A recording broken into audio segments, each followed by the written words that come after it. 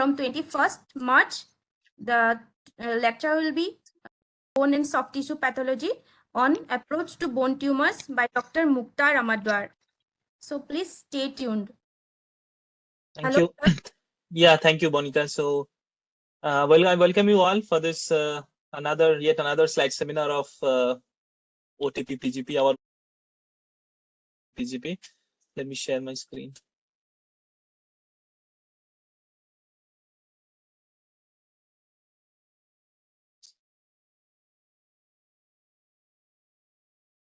I hope it's visible. Yes, sir. Yes, Dr. Gaurav. Okay. Right. So today, as you know, we're going to talk about a contemporary hematopath lab approach on acute lymphoblastic leukemia or ALL. We have a workshop going on in our lab right now, so please excuse me if I sound tired. I was here till the morning. So let's see. Okay. Just give me 1 minute. It's not moving. Okay, so we have students today as well. So Shivangi, can you tell me what's going on here? Like, what do you think about these cells that you can see in your screen? What about this? If I can start with this cell. Here we can see a cell with high NC ratio and high NC ratio with the scant amount of cytoplasm and prominent nucleoli as well. So. Okay, so which one is the prominent nucleoli I'm talking about? This thing you were saying as prominent nucleoli? Yes, sir. Shivangi? Yes, sir. Yes, sir. Okay, so like compared to the blast that you see, for example, let's say this blast and the nucleoli that you can see, which is very prominent. Do you think that this is this cell has very prominent nucleoli, or you will consider this to be inconspicuous? It's inconspicuous nucleoli, not prominent.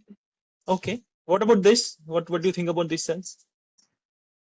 So these have more amount of cytoplasm with the chromatin is a little opened up compared to the other cell, and they don't look like blasts. Okay. Okay. Don't look like this. What about this cell? I think now.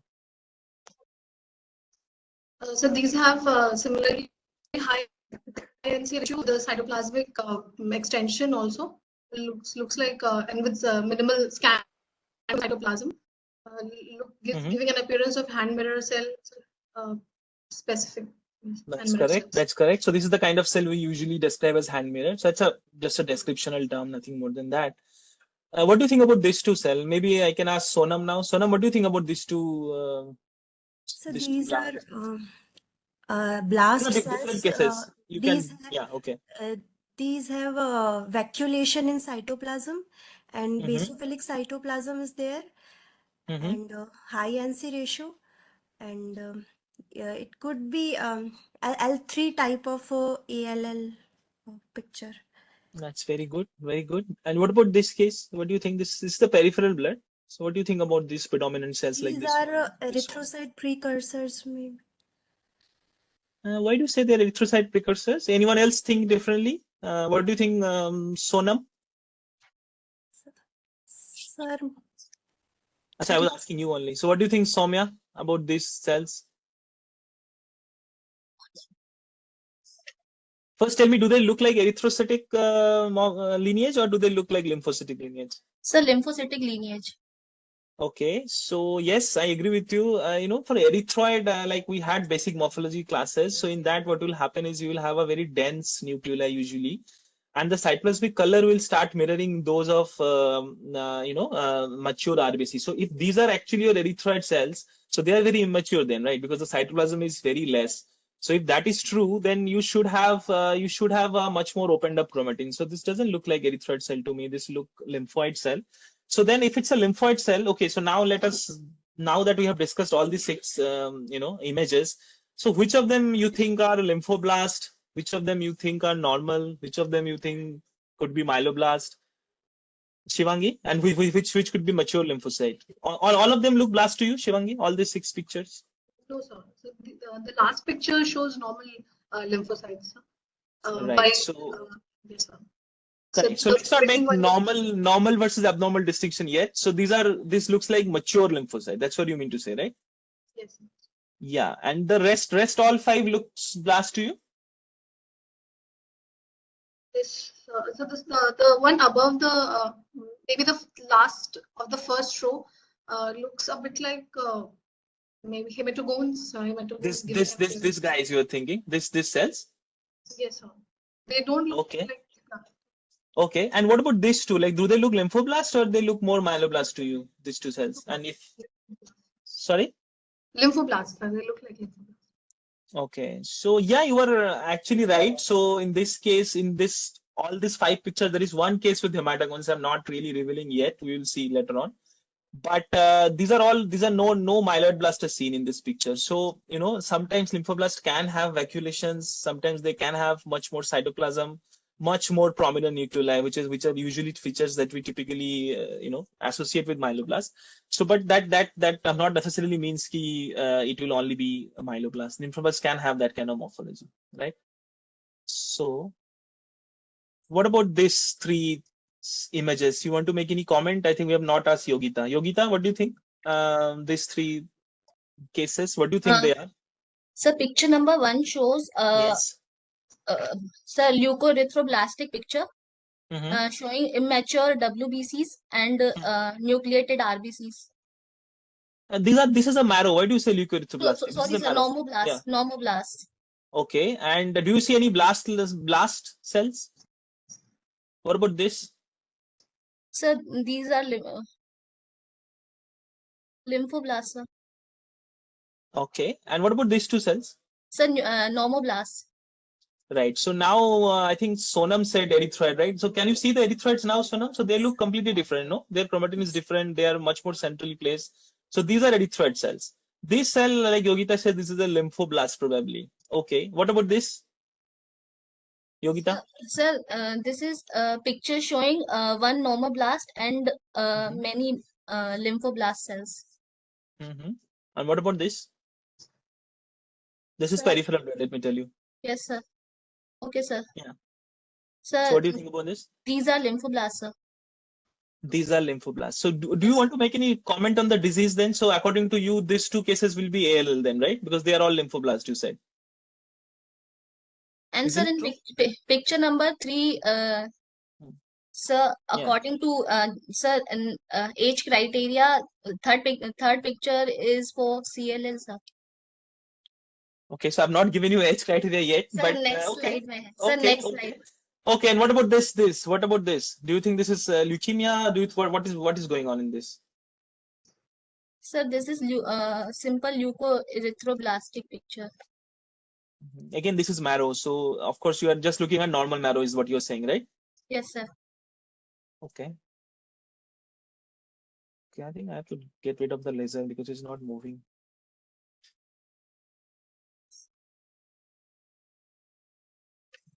Okay, you can still see my pointer, right? Yes, sir. Okay. So, now I give you the history, which like Yogita already knew. So this is an adolescent male with a short history of fever, and we are seeing an adequate megakaryocyte and erythroid, right? So then the point I'm trying to make here is this is lymphoblast, you said. Yes, this looks like a lymphoblast, but when you put it in the overall context that the overall marrow looks normal, so this doesn't look abnormal then. So the point is that just by looking at a single cell, you should never be diagnosing conditions. Actually, if you go back, this is the same cell as this. So this cell is what we saw initially in the initial pictures. This is the same cell here, right here. And when I give you the history, you see that the normal maturation was completely there. So this is just probably a normal hematogone, normal lymphoid precursor. So then this case can be diagnosed confidently when you look at the whole marrow and the whole clinical context. Whereas this is a girl child with a short history of fever, there is cytopenias going on, and the complete marrow is wiped out by this blast-like cell. So now there is no problem at all diagnosing an acute leukemia. And this case, like Yogita said, this is an older adult male with high TLC in the peripheral blood. The platelet you can already make out in this picture that they look quite normal in the peripheral blood. So this was a case of CLL. So some of the cells had a little bit of opened up chromatin. So sometimes on morphology, it is really challenging, especially if you are dealing with an L1 type of morphology. But the point is that that debate is academic, because if you put the clinical context in picture, like this is an older adult with this kind of picture, so then you can probably safely suspect a case of lymphoma rather than a blast like picture, right? So look at the individual cell morphology, but always interpret in whole context, like whole clinical context as well as whole morphologic context. So with that, let's just say that an ALL diagnosis depends on a constellation of findings, including clinical history and morphology, like we saw right now. Then we will see that immunophenotyping, cytogenetics, and molecular techniques, how they help in ALL diagnosis. So an ALL diagnosis doesn't occur at today's date with only one of these things. You have to take into account all the finding from all these things. So now we can go to case one. Shivangi, can you start? So here's a Yeah. case of a 12-year-old male presented with fever and a cervical lymph node measuring 2 into 2 centimeter. Hemoglobin was 13.1 gram per deciliter with TLC 7.5 into 10 to the power 9 per liters and platelet 220 into 10 to the power 9 per liters. The So bone what is marrow, the impression on the, what is your impression on the count? so What does it normal, look like? they look normal. So So it looks like normal count, right? Okay. And then? So the marrow upside and it showed 25% and this is of leukemia. And further it was followed up in TMH. Yeah. Okay. Let's go into the pictures now. So this is a low power picture. What will you make up of cellularity in this case, Shivangi? This is a 12-year-old girl child, remember? Sorry, 12-year-old boy, 12-year-old boy. So what do you think? So it looks normocellular, sir, normocellular to hypercellular. Okay, I will not say hyper because it's a 12-year-old kid. So the fat spaces are there. So it's not hyper. But I agree with you. It looks like a normocellular marrow. And what about this cell? What is this? Shivangi. Okay, megakaryocyte. Nice. And what about this field now? Do you want to describe any particular cell? What about this cell, this cell? What do you think these are? So I can't see the laser, sir. It's not laser, it's a black pointer now. This one. You can see my pointer, right? Yes, sir. Now I can see. Yeah. Yes, sir. So they are erythroid series cells, sir. Normal. Fantastic. Normoblasts. Fantastic. What about this cell? This one, this one, this one. What do you think they are? So it's still pointing at the. Okay. So they are myeloid lineage cells, sir. Myeloid Correct. lineage cells. Correct. So we saw megakaryocyte in this case. We saw erythroid, and we are also seeing myeloid lineage cell. Okay. So now, do you want to go to this cell? What do you think this is?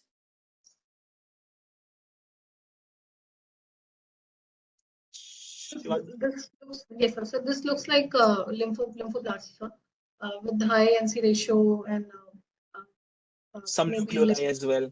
Yeah, so I will not probably call them lymphoblasts. Means you can say they are blasts. On morphology is very tricky to sometimes decide between lympho and myeloblast. So we till now let's call them only blast. Okay. Yes, blast. What about these cells? 1, 2, 3. What do you think?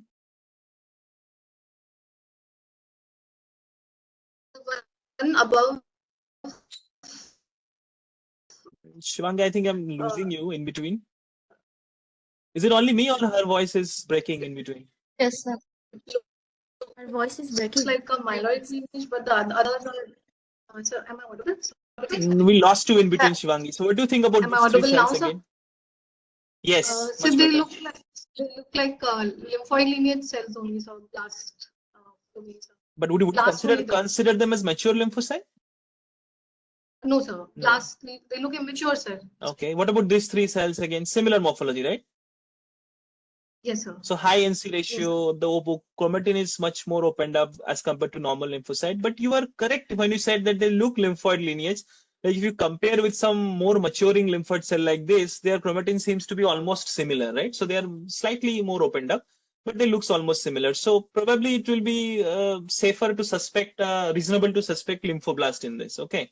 So, the fields that I've shown, it looks like this blast proportion probably account to almost 30% of all cells. So it's surely the blast is more than 30%, right? So what is your opinion on morphology and the overall morphology, Shivangi? So I would suspect it to be lymphoid lineage leukemia, sir, acute leukemia, Okay. and And why do you say so? Because there is more than 30% blast, right? 30% blast. Yes, sir. Okay. So Yes, sir. what is the cutoff of blast percentage you usually take to diagnose acute leukemia? So 20%, more than 20%. Right. So there's no strict criteria in lymphoid lineage, to be honest. It's more of a myeloid lineage criteria. But you're right, 20% is what we take usually. So what do you do next then, Shivangi? Are you going to So do we the would, diagnosis only on morphology? no, sir. So we could do for cytochemistry, sir. We could Yes, proceed with very good. cytochemistry. Very good. What will you see in cytochemistry? So we may start with MPO and it will come out to be negative for the lymphoid cells, lymphoid lineage cells. Mhm. And if we move ahead with PAS, it may show dot-like. So So these are only assuming that they are lymphoblasts, right? So you will do MPO, you said. So if what if MPO is negative? What will you do? There is nothing in PAS. PAS was not done, let's say. So then what will you do next? then we will move forward with immunophenotyping, sir. Can you on the basis of MPO negativity diagnose acute lymphoblastic leukemia? So we may say MPO negative acute leukemia. We may categorize. Why? Why so? You're right. Why so? Why not straight away call acute lymphoblastic leukemia? Because many like M4 and M6, they may also be MPO negative. That is true. So there is a lot of AMLs which can be MPO negative. So on MPO, we can only say these are MPO negative. If it is positive, we can safely say it's AML, or at least there is a myeloid component to it. But if it's negative, we cannot really say this is ALL. We have to say this is MPO negative acute leukemia, right? So then you will go ahead with immunophenotyping. So this is what we did. This is our panel. So I'm not really going into detail about that. We will see the relevant markers as we go along. So this is the flow cytometric plot. Shivangi, can you read this for me? So what do you see in y-axis? What do you see in x-axis? Shivangi, you're there? On x-axis, we are seeing a site of the scatter. Yes, sir. X-axis, no. And on the y-axis, we can see CD45. Right. And, so this is generally your first plot. I mean, like after you get viable cell and singlet, this is generally your first plot to identify the predominant cells. So here we can see three definite clusters for sure. So these cells are 45 bright and low side scattered. So what will be these cells, Shivangi? 45 bright and low side scattered, these will be mature lymphocytes. Correct. So I'm talking about the blue cells. So you think they are mature lymphocyte? You are absolutely right. What about these cells who have quite high side scatter and 45 appears to be demerged? So what are these cells? The green ones? So they are granulocytes. They are granulocyte because they have high side scatter. So side scatter usually denotes complexity of the cell, like including cytoplasmic granularity, nuclear complexity. So we know that granulocytic lineage has high side scatter because they have high granularity and much more complex nuclei. What about these red cells which occupy a zone that has 45 dim expression and side scatter low? So what do you think they are? So they are blasts. They show dim. That is true. So this is the blast zone. Now, does it mean that only blast cells can come in this region? No. There are some mature cells, like we have discussed this in our flow cytometry class, I think. There can be basophils, there can be PDC, there can be NK cells. So a host of other normal cell can also come. But when it is so much expanded, so here you can see it's almost 51%. It's probably at least precursor cells. Some precursor cells are here. You are right. So now that we have identified our blasts, which are these red cells, now let's follow only them and identify their expression pattern, okay? So what do you think about CD19 and CD10 in this plot, Shivangi? CD19 and CD10 are positive for the precursor cells. Correct. Yes, sir. And what about CD34? So CD34 is also positive, sir. Okay, so is there a difference between this 10 positivity and 34 positivity? Even in IHC it is difficult to say it's like that because in IHC you can only opine on positivity and negative. But in flow, because we see individual cells, so it is good to describe like what is the expression level. So what according to you is different in CD34 and CD10 expression in this case? Sir, in this first, okay, sir, 34 and 10, sir, it's showing dim to moderate positivity, sir, for CD10 and 34. Okay, so in 10, what I will say is this is very homogeneous, right? So 10 expression seems to be positive in all the blasts. Whereas 34, it looks like that a significant portion of blast is negative and only a portion of blast is positive for 34, right? So it looks like a heterogeneous expression or a partial positivity. Would you agree with that observation, Shivangi? Yes. Yes, So yes. So it looks like 34 is gradually lost and 10 is still positive. So in this, the gates that I've drawn, so these are drawn on normal B lymphoid precursor, or those cells that we know as hematogones, because they have a typical immunophenotype. So the gates are drawn on that. So what I see is that the cells follow these gates quite nicely. Let's go on and see other things. What about this, Shivangi? What is the 20 and 45 expression according to you? So 20 and 45 is also so moderately positive, moderately. Yeah, they also seem to be heterogeneous, right? So this is the blue cells, as you said, are mature lymphocyte. So this is probably mature B lymphocyte. And 20 and 45 seems to be heterogeneously positive in our blast. Okay. So even in 10 and 45, we see that they kind of follow the pattern of the hematogones.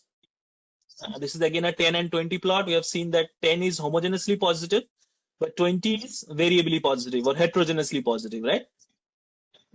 And do you feel like that these are the cells that go and ultimately become mature B cell? Can you see a connection between these cells and mature B cells? Yes, sir. There's a maturity pattern that's showing. Yeah, so it looks like that these cells are kind of maturing towards mature B cell. I can see a nice maturational pattern. Now, some other markers we did, like 86, even we did 73, I think. These are some aberrant markers. They usually come in B lymphoid blast, but they are always negative on hematogones. So those markers seems like those are negative, right? Again, this is a very important plot, CD10 and 38. So what do you think about the CD10, 38 expression of the this blast, our blast, CD10 positive blast? So 10 is bright positive. And even 38, and right? So even 38 is very homogeneous. So it looks like 10, 38 are co-expressed. And finally, both of them are lost and this becomes mature B cell. So again, that pattern that we discussed, it seems like it is maintained even here. So, in B lymphoid blast, a very important anomaly that we see is 10 positive and 38 negative. So usually B lymphoid blast can be somewhere here. But in this case, looks like 10 and 38 pattern is mirroring that what is seen in normal. Now, this is some lineage, some cytoplasmic markers. So we did MPO, which is a myeloid lineage marker, which is negative. Cytoplasmic CD3 is a T lineage marker that was also negative. And some B markers like 17 alpha and 22 was positive, right?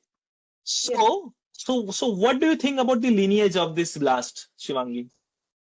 Sir, after all these flow graphs, we can say, sir, that it's B lineage, sir. B lineage. Very good. Because then the negative for myeloid and T markers, and they express all B lineage marker. Very good. So if that is so is it a BLL then? Can I diagnose this case as a B lymphoblastic leukemia? Yes, sir, but we can further do testing. Sir. That is fine. So anyone else think anything else? What about you, Soumya and Sonam? What do you think? B lineage for BLL, sir. B lineage, this is two different things. One is the blast are B lineage, and the second is this is the case of B lymphoblastic leukemia. So you agree with both this statement? Sir, it's a B lymphoblastic leukemia, sir. Okay, and what about anyone else feels anything different? You can write in the chat also if anyone else feel anything different to this. What about you? Sorry, I forgot the name. Yogita it was right? B lymphocytic leukemia. B lymphoblastic leukemia. Okay, and you, Soumya? Sir, I also think the same, sir. B lymphoblastic leukemia, sir. Right. So, the diagnosis. Dr. Gaurav, a few of our attendees say. Yeah, I saw that. So, the actual diagnosis is this is just proliferation of normal B cell precursors or what is known as hematogon. So, like I said, there is two statements. One is these are B lineage. Sure, definitely they are B lineage precursors. But is it leukemia? No, because this looks like normal, right? We saw that they're completely following the normal pattern.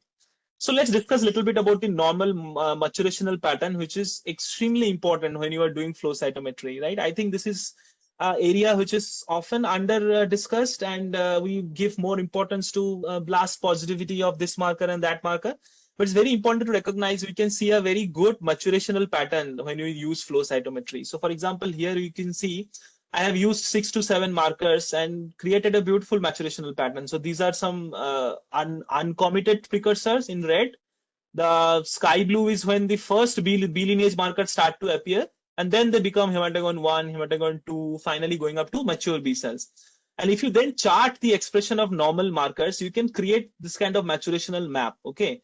So here the green means positive, and the more red we become, more negative we become. So as you can see here, some markers like CD10, let's say CD10. So it is initially negative, then they become nicely positive, and then again in the mature cells they become negative, right? So that is how the maturation occurs. We will understand them more with individual plots. So now if you see these plots, let's say this 10 and 20 plots, okay? So these are the uncommitted precursors. Like I said, the red cells are uncommitted precursors. There is no indication yet that they are going to become B cells. But when you see these sky blue cells, they have started acquiring CD10. So this is what is known as pro B cells or very early B cells, even before hematogon 1. And then this orange cell is hematogon 1 or the first stage of hematogons. The green is when it starts to appear CD20 or what we known as say hematogon 2. And the blue cells are some transitional B cell which still has 10, but the mature marker 20 and 45 has come. And finally they lose 10 and become the naive B cell or the mature B cells. So, it is not important to identify, to remember all the subsets and what is the phenotype of all the subsets, but it is very important to identify that you can see this nice maturational pattern in the context of different markers. If you choose the maturational marker, like here also you see 34, 38. So lose 34, gain 38, and then become like this, and again lose 38 and become mature B cells. 34, 20, they lose 34, become 34 negative, 20 negative, then gain 20 and become mature B cell. So the point is that normal maturation, not only B cell precursor, even if you see myeloid and other maturational, they will follow a well conserved and predictable pattern of antigen expression. So the concept here is that when any cell mature, there is a predictable pattern of antigen loss and antigen gain. So for example, when they are maturing, there is a predictable pattern of 10 gain and then 20 gain and then 10 loss. So this pattern is predictable. This will happen in all cases when you see normal marrow, right? So what is the importance of this? So this is some other patterns only, so I'm not going to detail, but the fact is that they follow a very well conserved maturational pattern, normal maturation using flow cytometry. So how we can use them? We use them in this way that when any blast is abnormal, so like for example, you are looking at morphology, there are some clues that this blast can be abnormal. Similarly, in flow cytometry, what we look at is aberrancy. So how it is different from my normal B cell precursor. This is a very good way of looking at flow. Don't look at only what is positive and what is negative. Look at in that way that how it is abnormal, how it is not fitting into my normal spectrum. So for example, here the gates that I have drawn, these are based on normal hematogon. So you can see that 73 definitely looks like it's going outside the gate. So it is abnormal. Similarly, 86 here is abnormal. So this is how we know that B lymphoid blast always will have some abnormality as compared to their normal counterpart. And this can be used at MRD time point as well. Here you can see that some small dots, small red dots, these are actually the residual leukemic B blast, and they again fall outside of our normal pattern. And this orange, green, and blue cells, these are our hematogon 1, 2, and 3, 1, 2, and mature B cell, and they follow the normal maturational pattern. So in this way, you can easily separate what is normal maturation from some abnormal B lymphoid blast. So now that we have seen in our case, yes. Yeah, Yes, sir. so I'll just interrupt for a minute just to tell you Yes, sir. and everybody Please. that I think this is one of the most important things in today's talk, how to Yes. recognize the normal from the abnormal, and it is becoming increasingly critical. This is since all our decision making now is based on flow and MRD and picking up even small population of abnormal blasts, this distinction has become critical. And next thing to add on to that, with the availability of immunotherapy, where some of the markers now start disappearing within Yes. the normal hematogons. Supposing you use CD19 directed therapy, CD22 directed therapy, or then Yes. CD20 directed therapy. So even in this normal maturation pattern, we see abnormalities in the sense that they are normal blasts or they are normal hematogones, but they are not expressing even these markers, for example, CD19. Yes. So one has to now learn how to interpret hematogones with the loss of some of the normal maturation markers. So it's Absolutely. becoming even more complex. Absolutely. So I think this is very, very important right now, what we just covered, Yes. for the point of all your future pathologists and the young pathologists over here. Absolutely. Thank you, sir, for that insight. So that's absolutely correct what Dr. Gaurav Narula said. And actually, that is the reason why usually in hematogone maturation, when we discuss, we start from hematogone 1.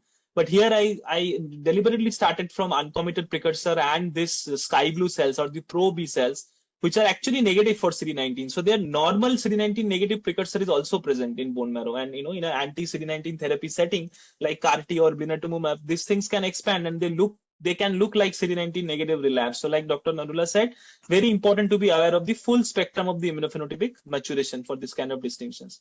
So yes, they are much more important at MRD time points, but even at diagnosis, they can help. So in our case, now when you compare, this is the normal pattern. And what you see in our case, it looks exactly normal, right? Shivangi, would you agree to that this looks exactly normal? Here also, you see this normal pattern, this looks exactly normal. So our blast, so-called blast, they immunophenotypically faithfully recapitulated what we see in normal B cell precursor maturation. So now the final diagnosis would be this is just a hematogone proliferation. Remember that this was diagnosed outside as acute leukemia because this was 25% blast. So it sometimes happens, like especially if the child is treated with some kind of therapy, there can be expansion of these normal things. And then when you look at them in morphology, you get scared that it looks like acute leukemia, but they are just hematogones. So what are the take homes from this case? We now know that normal B cell precursors do exist in bone marrow. They can expand in certain situations. What are the morphologic clues? They morphologically mimic lymphoblasts. I am not going to say that there is something that can differentiate because it really can't. There are some papers which says that there may be some morphologic features which might help, but they are neither sensitive nor specific. So I'm not going to say what are those features. But what are rather more important is look at the overall clinical context. How is the CBC? If CBC is normal, there is no other clinical feature. I'll be cautious. Look at the overall morphologic context. In this case, we saw normal adequacy, normal maturation of other bone marrow component, right? Like MEGs, erythroid, they were completely normal.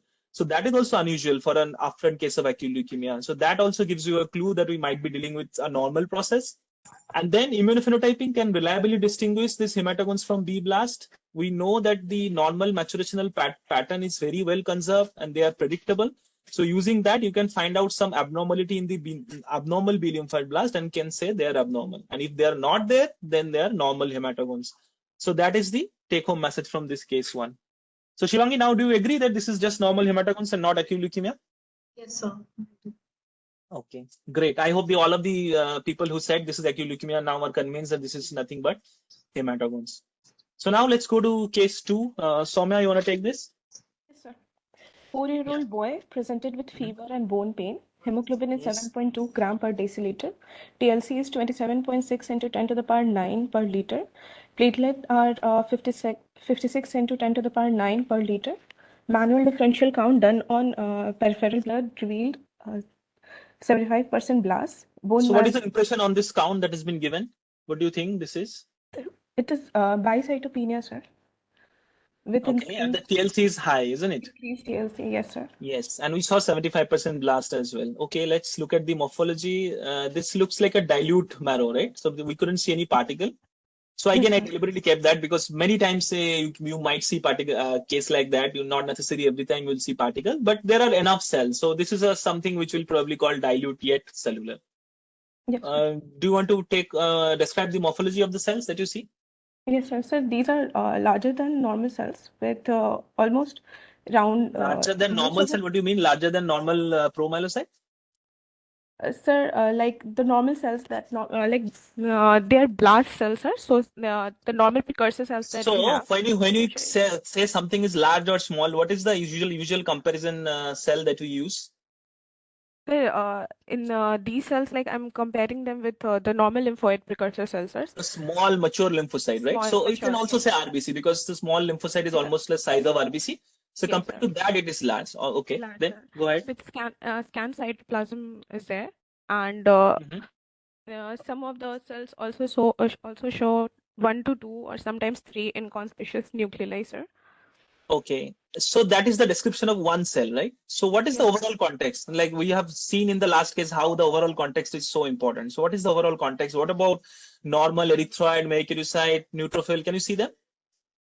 No, sir. Like it's mostly there are blast lymphoblasts. So it looks like the marrow has been completely wiped out by blast. So this is the situation that can never happen with hematogones. So they are not going to wipe out the total marrow. You will see some normal component. So now in morphology only, you can straight away say this is leukemia for sure. So now Yes, let's sir. see. So we did MPO. It was how do you interpret this MPO? Sir, MPO is negative. We can see MPO is negative in the internal blast. control. An internal control is given, sir, of myeloid Correct. lineage, and it is Correct. positive. Very good. So what next do you want to do in this case? Sir, next we can do we can do flow cytometry, sir. We can do immunophenotyping. So let's do that. So again, let's not spend time in that. You understand that these things are blast. So Shivangi has already told us that how to separate lymphocyte, neutrophil, and blast, right? So this Yes. red cell looks like our blast. So now we are going to follow only the red cells. Yes, sir. What do you think about the expression of 34, 19, 10? So CD34 is positive, sir, and CD19 is also positive. CD10? CD10 is also positive, sir. What do you think the small sky blue cells are? They are 19 positive but 34 negative. 10 is also negative. What do you think about them? What are these cells?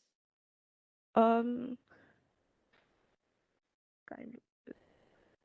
What are normal 19 positive cells in bone marrow? normal 19 positive cells, sir. B cells. B Of cells. course. B So these cells, are sir. normal 19, mature 20. B Yes, sir. cells, right? B cell. Yes, sir. And these Normal are mature our B cells. blast. Okay, Yes, no sir. problem. No problem. So what about this CD20? What do you think? So CD20 is negative, sir, and CD123 Predominantly. is CD120 is a variable. Some population is negative and some population is positive, sir. Very good. Very good. Excellent. So, maturational knowledge about maturational spectrum helps in many ways. So last case, it helped us to separate from normal from abnormal. In this case, I can already think that they are positive for 10, which comes only in immature spectrum of B cell maturation. Whereas CD20, that comes in a very mature spectrum. So only very mature B cells are usually CD20.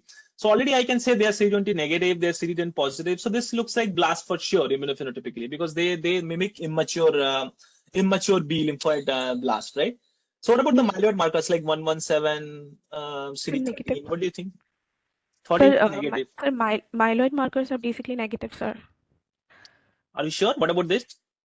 In this plot? So here it is variable, sir. Variable for CD33 what is marker? variable. So CD33 is marker of which lineage? CD3 is myeloid lineage. CD64 is monocytic lineage. Okay, so at least one myeloid marker is positive, right? CD33 Yes, is sir. positive. Yes, Okay. sir. Let's go into T cell markers now, right? So here Yes, sir. for comparison, these yellow cells, you can see they are normal T cells. Surface CD3 positive, 4 and 8 nicely distributed. So these are normal T cells, right? And our Yes, sir. blast, what do you think about T lineage markers like 7, 56, 5? But CD7 is variable, sir. CD5 is negative. Very good. And 56? Sir, CD56 is also variable, sir. What about 1A? Sir, 1A is negative, sir. So till now, can you summarize the findings? It looks like there was 10 and 19 positivity, right? So what are these lineage markers? 10, 19 are which lineage? Sir, 10 is common ALL antigen, sir, and CD19 is B, precursor B cell, sir. B cell lineage, sir. Excellent. What about 33? 33 is also positive. So that is which It's a lineage? myeloid lineage, sir. And 7 and 56 was also positive. So that is which lineage? T cell lineage, sir. T or NK. Okay, very T or good. NK, So sir. then let's go to cytoplasmic tube because cytoplasmic tube often decides which lineage the marker will go. So you can see that our cells were positive for 17 alpha and 22, right? Yes, sir. So if I ask you that 7 and 56 was there, so why it is not a TALL?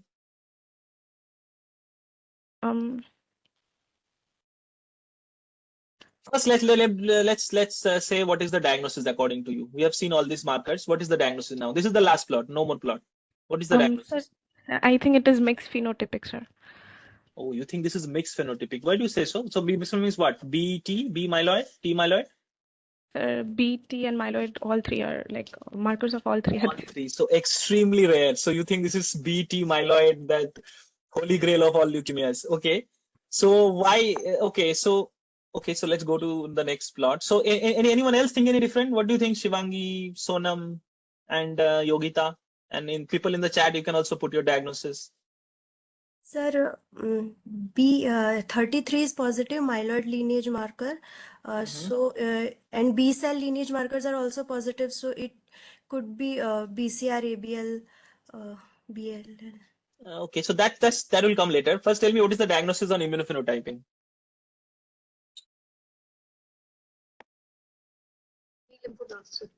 BALL. So you don't consider T, right? So she said Soumya said this is BT myeloid. Why it is not T? If I ask you, she was right. It expressed CD7 and 56. So why it is not T?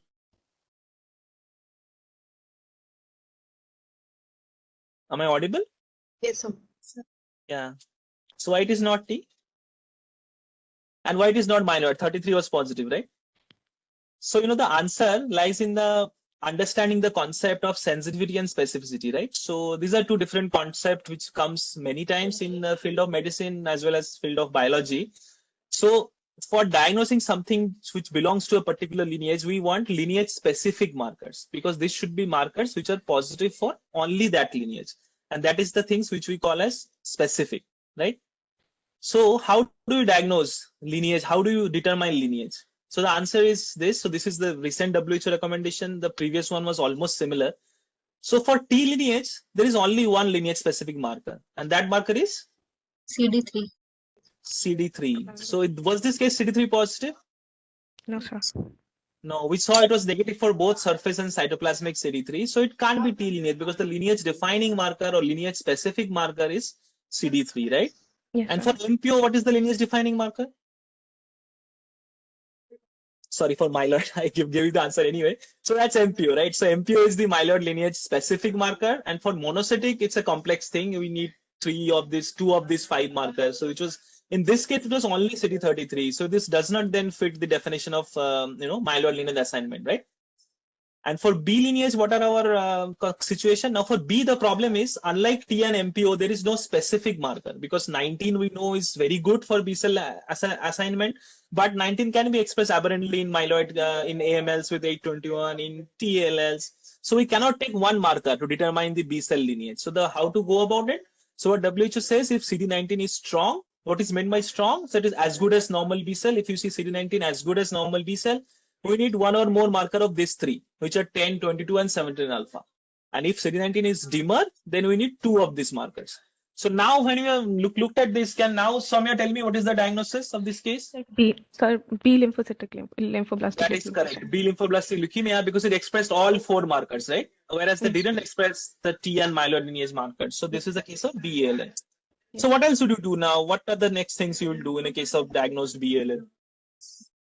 So we can try to know about the mutations. Like we can do karyotyping, or we can do FISH also, sir. Okay, so we'll come to it. What are the things we used to do? But in this case, what happened was in FISH, we saw what did we see? Can Soumya tell me? This is a dual color probe for BCR-ABL. This green indicates a BCR probe and the red is an ABL probe. What do you see in this? Okay. So we can see fusion of BCR and ABL. The yellow color that is seen. That is true. So if you take this cell, these 2 are normal, ABL and BCR probes. But here it looks like they're fused. So it looks like there is a 922 fusion. Yes. Karyotype, can you describe this karyotype? What did you see? Sir, we can see translocation between chromosome 9 and 22. That is true. So as you can see that compared to the normal chromosome 22, this looks short, right? Short. So part of it has gone and fused with this chromosome 9, making this 922 karyotype. And we did a PCR as well. So in this PCR, let me just tell you that whenever you run a PCR, you need controls. So in this case, these 3 are the normal controls that you used for BCR-ABL. So what we mean by E13A2, it basically means the exon 13 of BCR is fused with exon 2 of ABL. Similarly, the E14A2 means exon 14 and A2 fusion, whereas this means exon 1 and A2 fusion. So these are the 3 most common types of BCR-ABL fusions. So our case was this VN68. So what do you think now? What was the fusion seen in this case? Exon 1 and axon 2, sir. Correct. So how do you do that? In PCR gel, we compare the size of the transcript. So you can see that the size, and depending on the size, they move. So here the position of this band is exactly similar to what we see in E1A2. So this is the case of BCR-ABL with E1A2 fusion, like you said. So then what will be the final complete diagnosis in this case? B lymphoblastic leukemia with T922 BCR-ABL fusion, sir. That is correct. So this is the BLL with BCR-ABL fusion. So the question that will come is, what is the clinical implication of this and what is the strategies to monitor? We will come to that. But first, tell me, why do we do FISH, PCR, as well as conventional karyotyping? What was the importance of that? Can you tell me, Soumya? Sir, to confirm the diagnosis as well as to know the treatment strategy, sir. Like if Can be done by only one technique. Now, let's say FISH. FISH we do because this is the easiest to do and it has fast result. It gives very fast result. And sometimes conventional karyotyping is not possible. Those cases it helps. So if we have a diagnosis by FISH, what is the requirement of doing conventional karyotyping?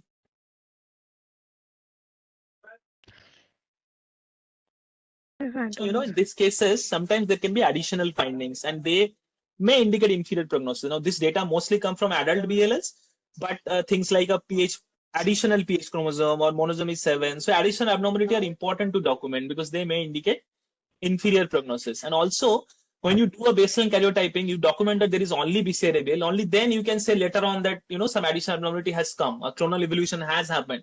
So for that, you need to document the baseline, right? So that is why this karyotyping is extremely important. Now, let's say FISH and karyotyping is done. Why did we go ahead and did PCR?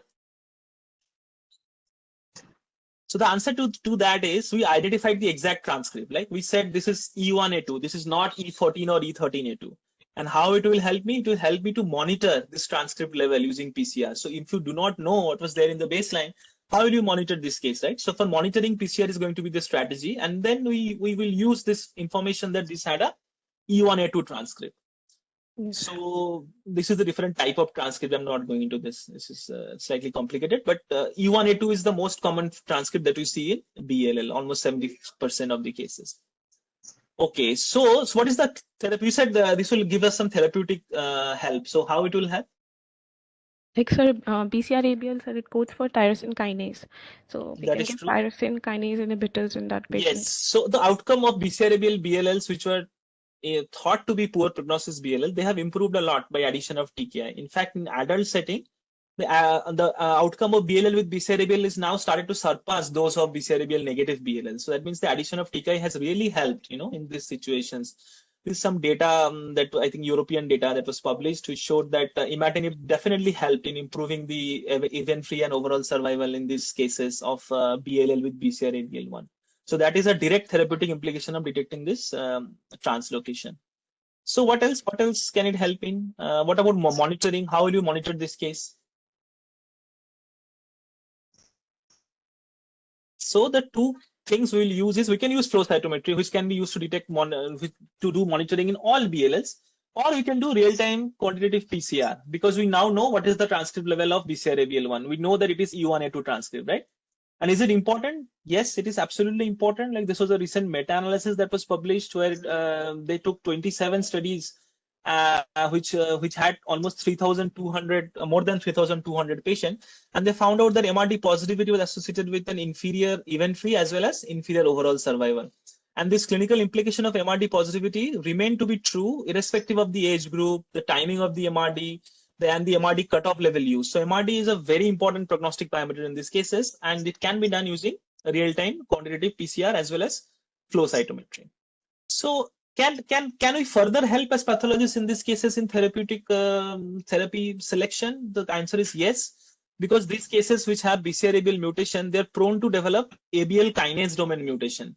So if we see the ABL kinase domain, it has all these exons and all these zones, and imatinib goes and bind here.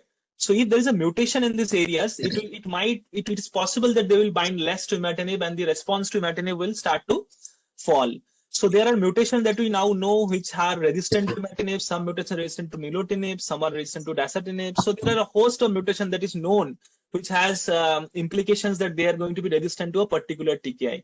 So if you do this, then you can actually guide appropriate therapy selection in this portion, in these patients. So in this case, how did it help? It helped in deciding that yes, this patient needs a TKI. This helped in monitoring this BCR-ABL fusion transcript levels. And this also helped me in monitoring whether this transcript kinase mutation start to come up so that I can guide these therapy selections in a better way. So in all this clinical information you can give as a hematopathologist in a case of BLL with BCR-ABL1. So what else? So I think that's all I wanted to say about BL with BCRABL1. For a moment now, let's take a detour and think about the broader biologic spectrum of BLL. So what are the things that can happen in a piece of BLL and that gives rise to BLL?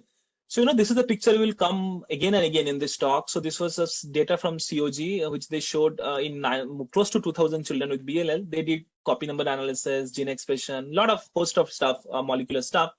And on gene expression basis, they identify different subsets of BLL, right? So for example, if you see this group of BLL, their gene expression is totally different from this group of BLL, right? So they are different. They're of course different then. Biologically, these BLLs are different. So this is how we have to classify BLLs now. So one important group of BLL is those that are defined by chimeric fusions, like we saw this case, which was BCR-ABL1. So any other fusion Sonam or Soumya, that gives rise to BLL? ETV6 RE1. Very good. ATP6 grandson. Anything else? IL-3 IGH. Okay, very good. Anything else? So ETV6 X1 run E2. X1. Yes, that was already said. You're right. So there is a host of fusions, to be honest. So a group of BLLs are now defined by fusions. The traditional one that we knew was BCR-ABL came to a rearrange, ETV6 and so on. But now we have all these new ones coming up as well. Like I showed you DUX4 rearranged BLL or ZNF384 rearranged BLL. But the broader concept is a group of BLL is defined by fusions and they define the biology of these diseases. So what are the take-home points from this case? The chimeric fusion oncoprotein, like in this case BCR-ABL, is a dominant biologic abnormality in a significant proportion of BLL cases. And BCR-ABL, like BLL, is a unique therapeutic opportunity, a unique opportunity for you as a pathologist to guide therapy. This indicates that the patient should be treated with TKI. The patient should be monitored with BCR-ABL transcripts, and even the kinase domain mutation analysis can further guide in appropriate TKI selection. So that was all from this case. We will go to case 3. Is there any question till now, Dr. Vanita and Dr. Preeti? Dr. Yes, Gaurav, there doctor. is this one question regarding AML M0, M1. When MPO is dim to negative, how do we confirm lineage if MPO is coming negative by flow cytometry? Yeah, so there are two things here. One is that you see MPO by all the techniques possible, like cytochemistry as well as flow. And if everything is negative, so sometimes there is some dim positivity in flow, which is negative for cytochemistry. So that is easy.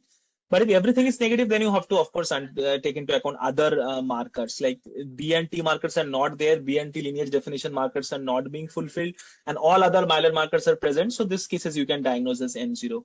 So it is often a case-to-case decision, but usually it is not a problem because AML M0s, they might express TT7 or one or the other B or T marker as aberrantly, but they will never express all these BT markers to confuse you that whether this is MPAL or this is other lineage. So that way you can make this call. Okay, so now Sonam, you want to take this case? So we have case of 2-year-old girl presented with fever, mild splenomegaly, and axillary and cervical lymphadenopathy. HB is 9.2 gram per DL, TLC 15.3 into 10 to the power 9 per liter, and platelet 77 into 10 to the power 9 per liter. So there is raised TLC and HB and platelet is reduced. And what did manual differential count on peripheral blood showed? 92% blast on That is good. peripheral blood. Okay. So this is bone marrow picture, low power. What do you think about cellularity? It is hypercellular bone marrow. Very good. What is these cells that you can see now? These are large homogeneous cell population with the round to oval nucleus and moderate amount of cytoplasm with the cytoplasmic vacuolation and cytoplasmic basophilia and Very good. Excellent. dispersed chromatin. And Okay. So MPO was again negative. Similar blast can be seen here. So what is your opinion on morphology, Sonam? Yes, don't want to break the flow, but before you take that up, there's a question from the previous case, which is probably again relevant over here. So he's asked that if DLL can have MPO positivity by flow, then how to differentiate it from MPO?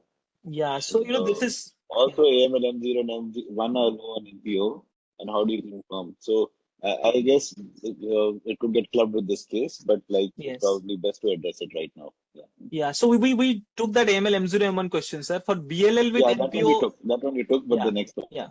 Yeah. Yeah, So yeah. BLL with MPO is actually, yes, you're right. It's a known phenomenon where a very dim MPO can be seen only on flow, not on cytochemistry, but only on flow, depending on the clone of MPO that you are using.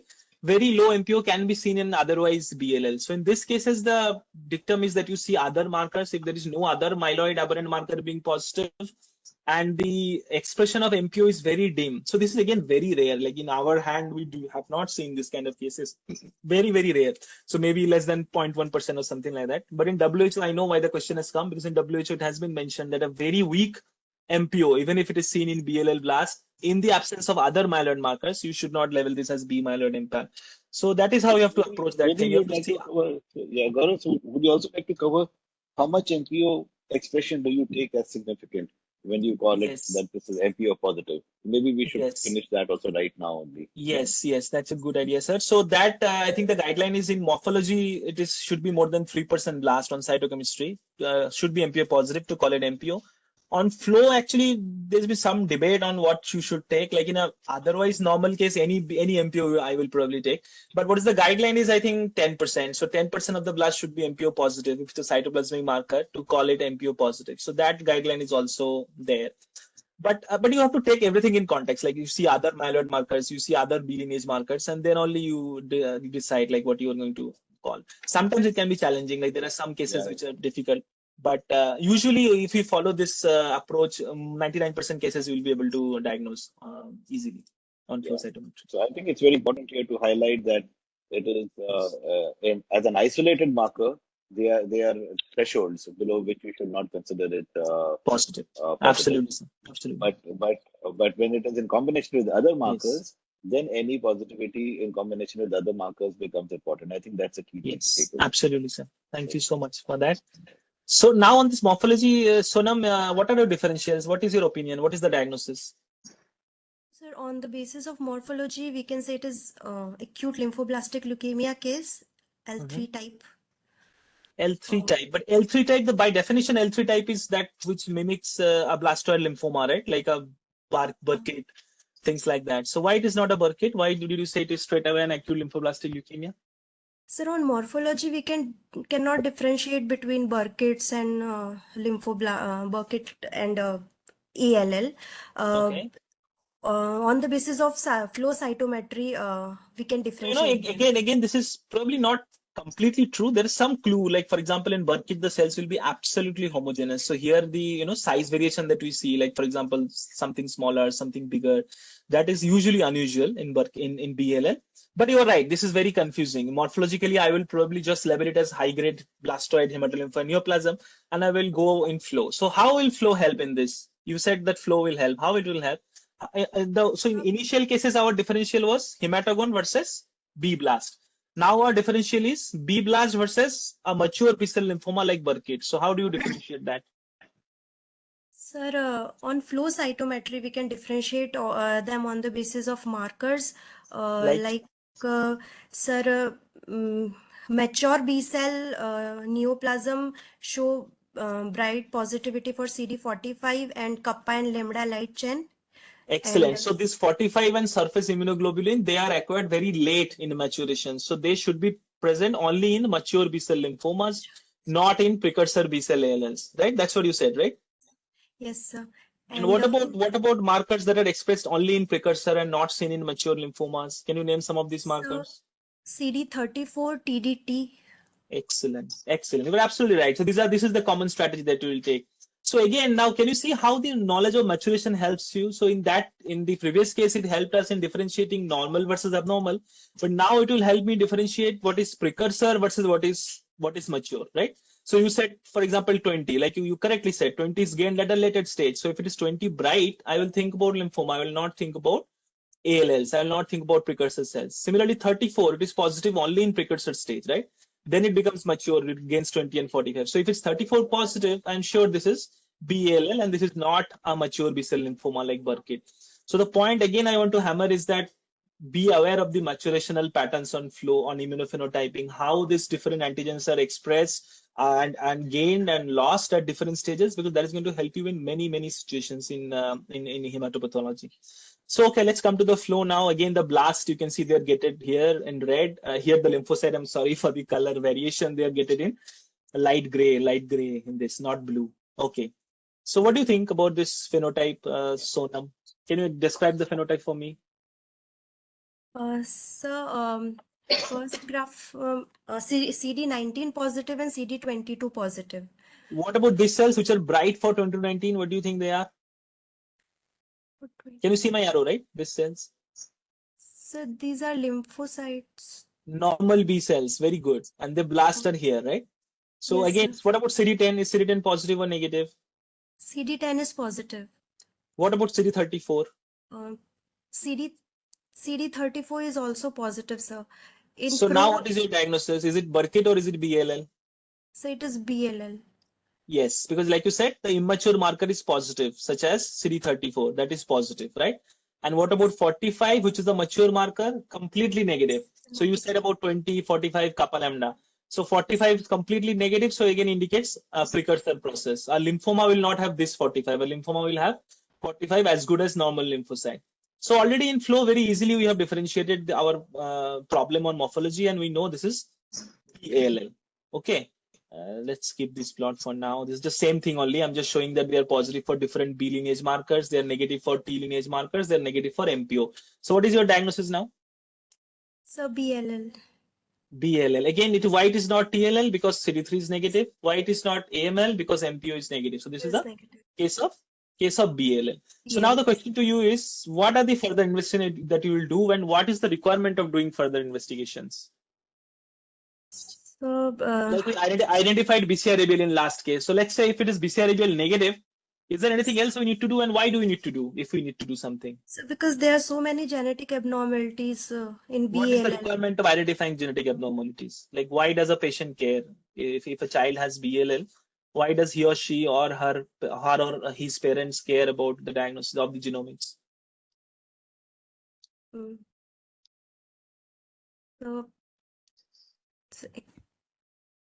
So the answer to that is, this helps us in risk stratification, right? So if you see the childhood ALL, the history of childhood ALL treatment and prognosis and survival, they have improved a lot. This is Senju data. So you can see in 1960, the overall survival was supposed to be around 10%. And now we are talking about 95%, 93, 95%.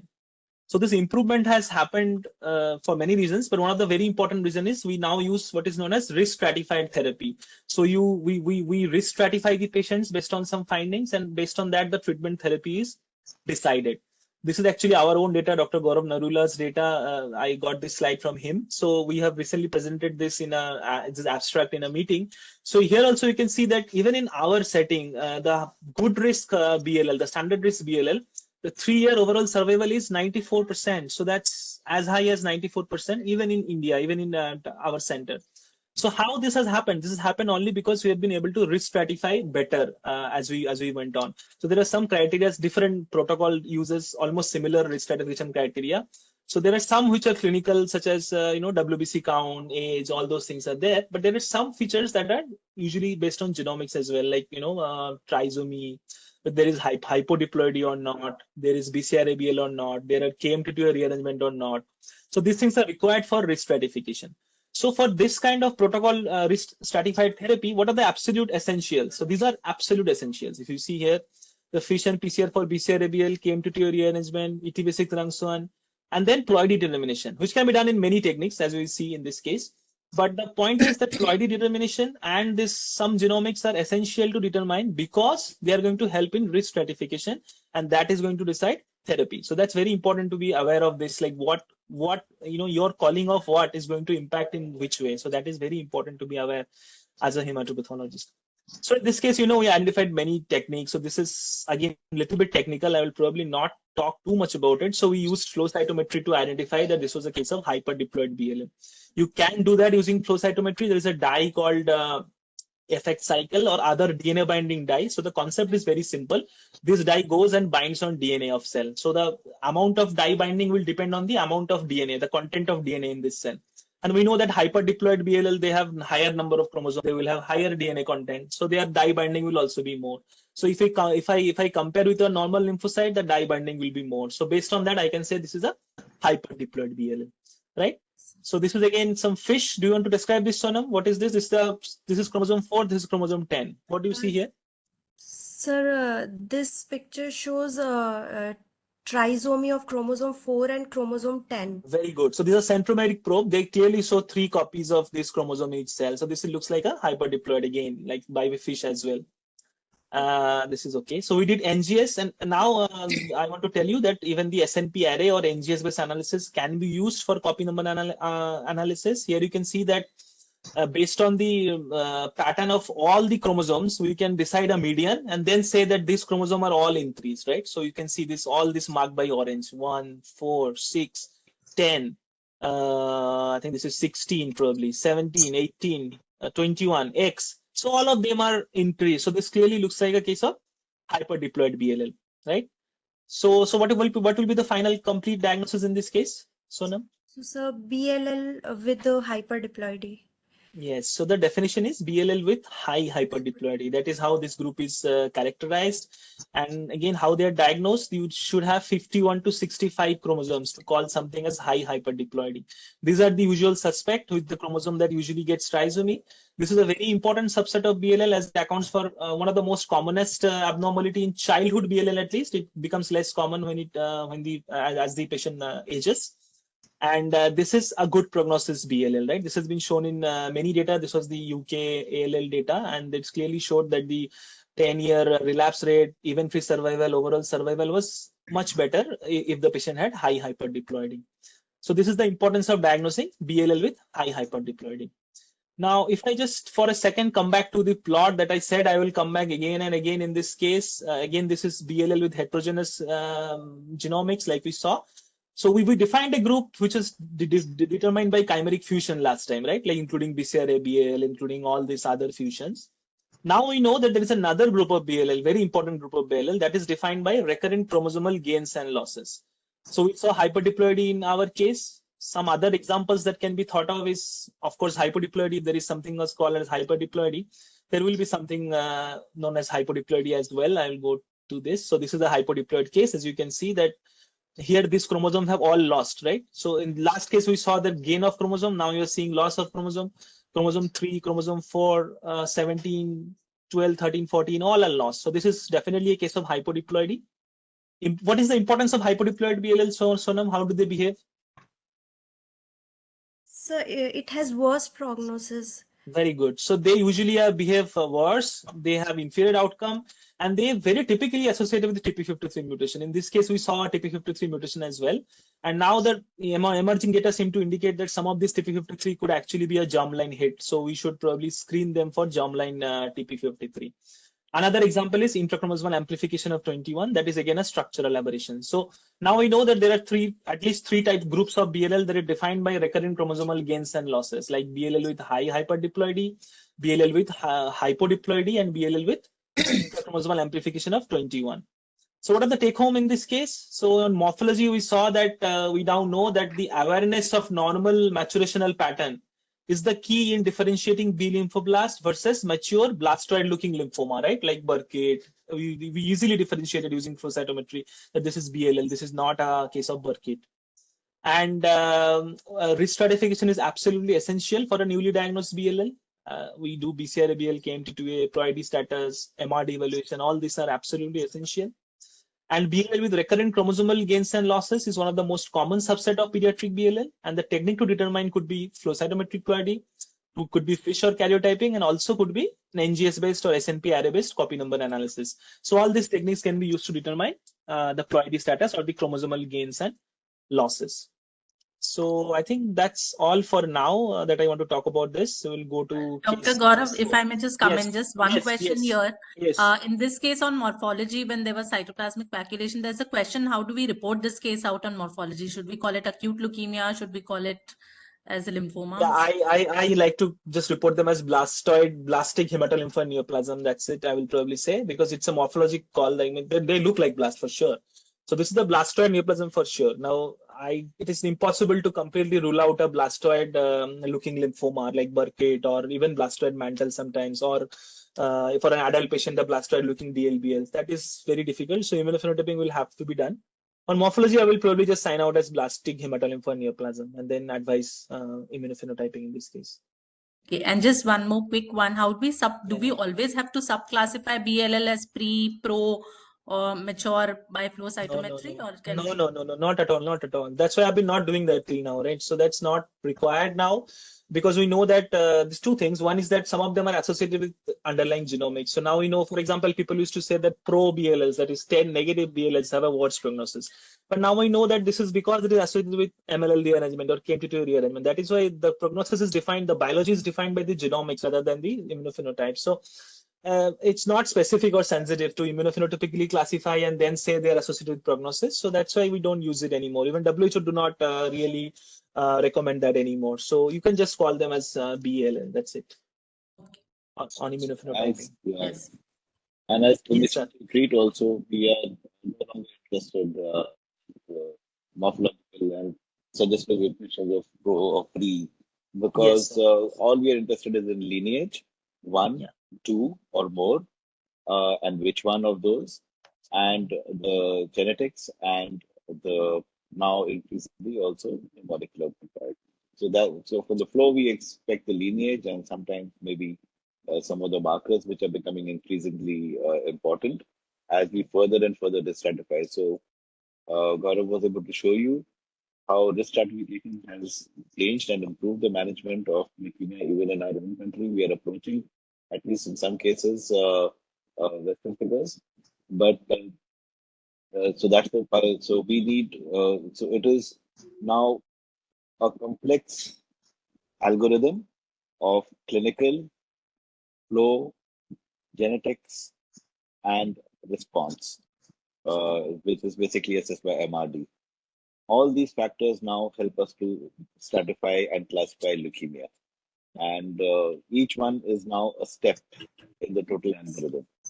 Yes. None of it stands by itself. But the importance of flow now is mostly for lineage and increasingly to an MRD and to identify certain markers better, which we sometimes immunologically target or give us a clue about a certain genetic predisposition below. Yes, sir. Thank you. Thank you so much, sir, for that input. So, okay, so case number 4, this is Yogita, I think. Yogita, can you go on? Yes, sir. Good Yeah. evening, sir. A 12-year-old girl presented with fever and shortness of breath. Mediastinal lymphadenopathy and generalized lymphadenopathy is present. Hemoglobin is 12.5 gram per dl. TLC is 12.3 into 10 to the power 9 per liter. Platelet count is 177 into 10 to the power 9 per So liter. what is your impression on this count? Is how does it look like to you? Sir, it looks normal. Looks normal. Yes, So the sir. child has presented with fever and shortness of breath, okay? And there is Yes, a sir. mediastinal lymph node. Lymphadenopathy and generalized lymphadenopathy. This is by bone marrow. What is your opinion on cellularity, Yogita? Sir, bone marrow, sir, normocellular. Very good. What are these cells? Sir, which one? Sir, megakaryocyte. What do you think about their adequacy? They are adequate? Yes, sir. Adequate. Yes, they look like adequate. Yes, sir. Can you now describe these cells that you see? First, tell me what are these cells? These 4. Sir, these are normoblast. Sir, cells of Erythroid, right? erythroid series. Very good. What about this, and then this even? What are these cells? Sir, these are the cells of myeloid series.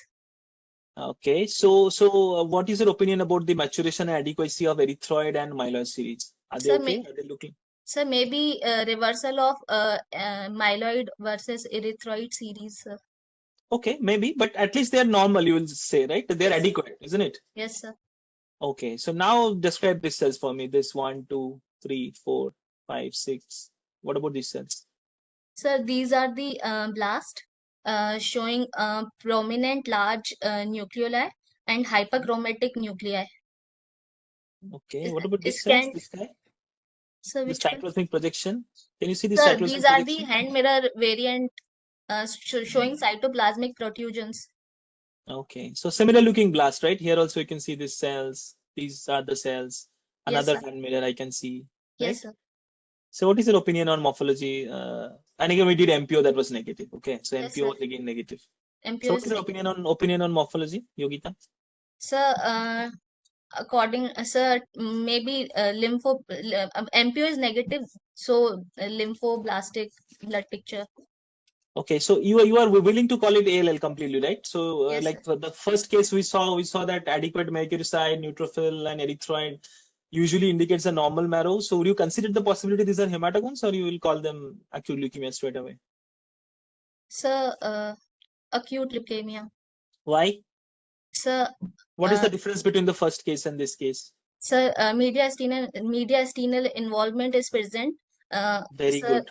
and sir, shortness of breath is also present just because of the respiratory compression. Very good. So in the first case, there was count was normal. This case count is normal. First case, the morphologic appearance of other components of marrow was completely normal. This case also it was normal. But like you said, the clinical context was different, right? This is a child who was presented with mediastinal lymph node. This is a child who has shortness of breath. So now it is very difficult to say this is looks like hematogones. This probably is lymphoblasts that are there in the bone marrow. Okay, so let's see flow now. So again, as you know that we like to identify our blast in red. These are Yes, the sir. blasts. So, explain them to me. Like, what do you think about these plots 10, 34, 38, 19? So CD 10 and 38 is positive, Very and good. CD 34 and 19 is negative in the third 20? flogram. And so CD 45 is again positive, and CD 20 is negative. So, would you consider B lineage in this then? No, sir. Why not? 10 is positive, right? 10 is a B lineage, Yes, sir. not 10 why is not? positive, but Then why not? So, if you see, like we discussed the B lineage assignment criteria, 19 has to be present. So, yes, sir. 19 dead negative is unbelievably rare for BLLs. Maybe I've seen one case in this 6 to 7 years, but I have not seen, including my fellowship and everything, but I've not seen any other case of BLL that is 19 completely negative. So it's Yes, sir. not doesn't look like a B lineage ALL at all. Let's go to some T lineage markers, right? What do you think? Yes, sir. So this So green in cells this, are normal T cells. I'm just for yes, sir. reference, I'm telling. The green CD3 are and normal CD7 is granulocytes. positive for mature lymphocytes, and sir, for Correct. blast, CD7 is positive and CD3 is variable. Some cells are negative and some cells are positive. Which cells are positive? Like these are the blasts, right? Which cells Yes, you are sir. saying is positive? This Sir, one, this little bit thing? no, sir, no, sir. Then Sir, what is blast CD3 cells. positive? Sir, blast Bla- cells, So variable. blasts are red, right? Yes, sir. So Sir, they are mainly positive for CD7, CD7. CD7 positive. CD3 is negative, right? How can you say CD3? But it doesn't look like CD3 is positive, right? So it's completely clean here. So CD3 is negative. Surface Okay. CD3 is negative, right? Yes, What sir. about 1A? Sir, 1A is a variable. What about 2 and 5? Sir, 2 and 5 is positive. Very good. And some myelin markers here like 33, DR, 117, Yes, sir. 13. All of them are negative, right? Negative, sir. Very good. So we did some. So can we call TALL still in this case? The markers Yes, is 7, 2, 5 all are there. Can you call it TALL? sir. But sir, CD3 is negative.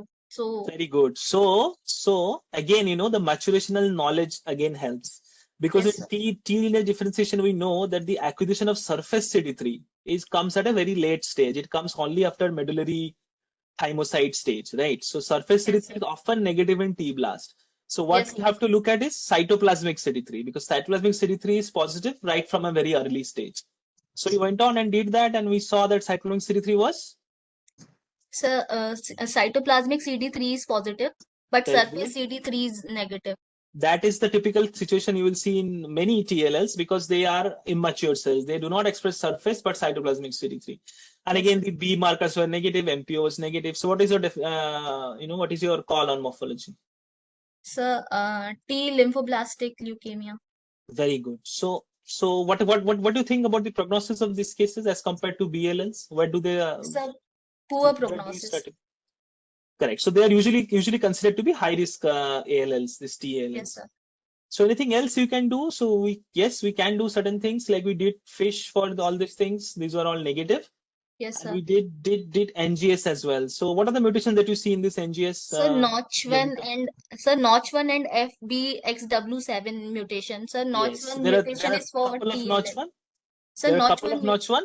Yeah, Yes, you're sir. right, absolutely right. And one FBXW7. So what does Yes, this sir. genomic profile indicate to you? What is the prognostic relevance? Is there any prognostic relevance? So Notch1 mutation is for TLL and its frequency is more than 48%. Mhm. So Okay, you're right, really. So it's not fine. It's even more, but it's okay. yes, You're sir. right. You are going the right track. But let's say it's okay. I am diagnosed TLL on morphology only, on immunophenotyping only. What is the requirement of doing this then? So for prognosis, How does it help in prognosis? so Notch1 mutation is for good prognosis and for therapeutic purpose also. What therapeutic purpose, Yogita?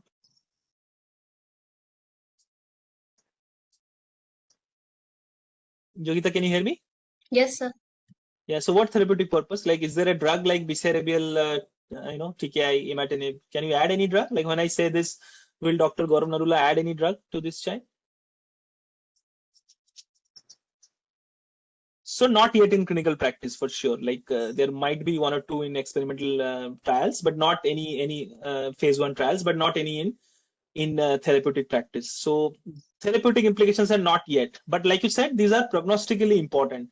So the Yes, sir. diagnosis is of course TLL. If you look at the whole clinical spectrum of these cases, why it was important. So like you said, TLLs can they are usually seen in 15% of childhood ALL, increases in adult ALL.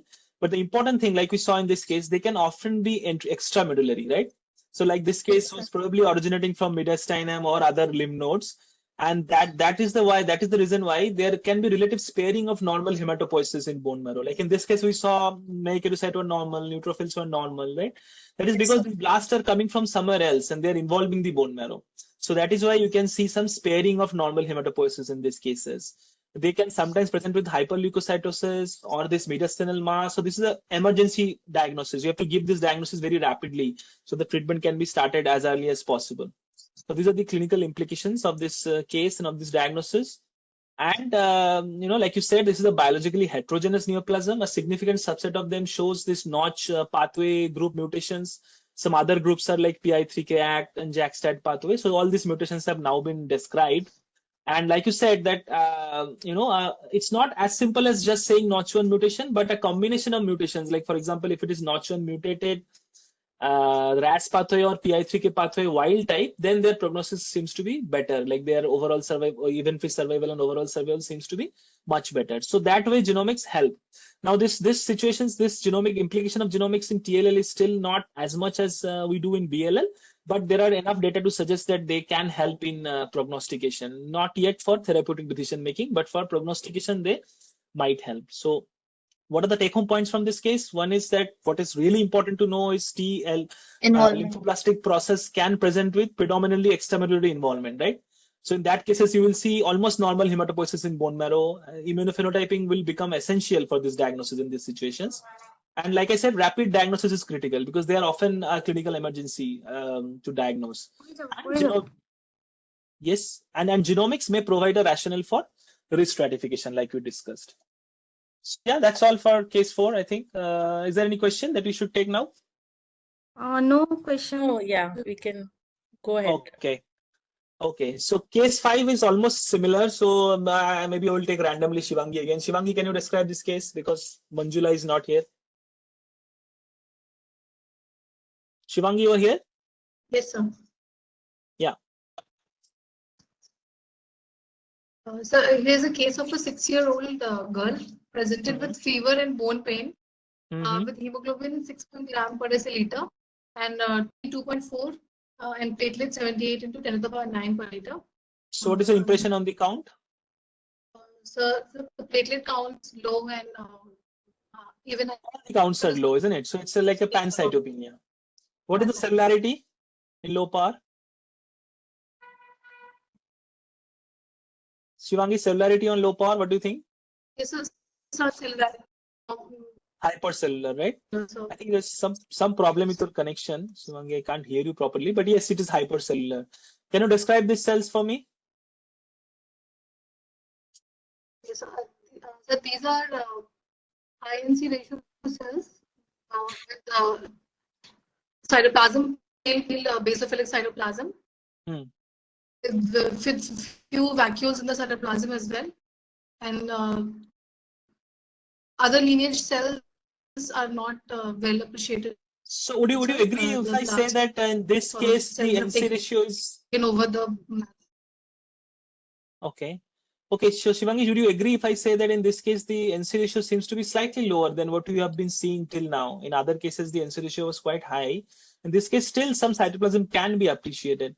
And like you said, there is some prominent nucleoli. So they almost look like a myeloid blast, right? So it's very difficult to say on morphology what type of blast these are. And we did MPO again, so those are negative. The MPOs are negative, right? Okay, so yeah. So maybe now the immunophenotyping we can ask, Soumya. Soumya, are you here? Yes, sir. Yeah. So of course on morphology, what is your impression then? On morphology, so lymphoblast, sir. How can you say? Are you completely sure about that? Like about lymphoblast? Because Can you say that on morphology? Like if it's an MPO negative, what will you call on morphology? Will you call it straight away lymphoblastic leukemia? it can go towards MPO negative myeloid also, Yes, sir. yes. So we will only say this is an MPO negative acute leukemia. We will not go any further. And then we will do immunophenotyping, right? So again, as you can see, the blasts are getting in colored in red. They are 45 dim, like you have seen. So can you describe this blast for me, Soumya? What about 19, 10, and 34? So CD19 is negative, CD10 is also negative, sir. 34? CD34 is, sir, it's variable, sir. It's positive. It's variably positive. Very good. Some myeloid markers like 13, 117. What do you think? Sir, these are CD13, CD15, CD117, all these are negative, sir. And CD38 is positive, sir. 33? What about 33? 33 is negative, sir. Will you call it negative? Sir, like, So, to call something as negative, you compare with some controls, right? yes, So sir. here you can see the normal lymphocyte, which are negative for 33. This green is granulocyte, which is positive for 33. These are normal controls. So would you agree with the observation that the blasts are showing a dim expression of CD33? Yes, sir. Yes, sir. Because they go beyond what we see in negative control, right? So they definitely go beyond. They almost approach the expression level of granulocyte. So this is dim positive for CD33. Yes. What about CD7? So CD7 is positive, sir, strongly positive. What about 5 and 1A? So CD5 is again dim positive, sir. CD5. Very weak, very weak. No, it's dim to negative almost. Very weak. 4 and 8? So negative, sir. 1A? 1A is negative, sir. Okay. So what about this MPO and cytoplasmic CD3? MPO is negative, sir. Cytoplasmic CD3 is positive, sir. So what is your diagnosis now, Soumya? Cytoplasmic CD3 is positive, so sir, it T cell towards it's going. It's going or it has already gone towards T cell lineage? Already gone, What is sir. it? Yes, sir. So what is your diagnosis? PALL, sir. So what about the 33? It expressed 33, right? So can it be myeloid also? Sir, for myeloid, we need MPO, sir. Very good. So MPO is negative, so it is surely not T myeloid or something like that. This is only TALL, right? Sir. Yes, sir. Is it any specific immunophenotype of TALL? Do you know?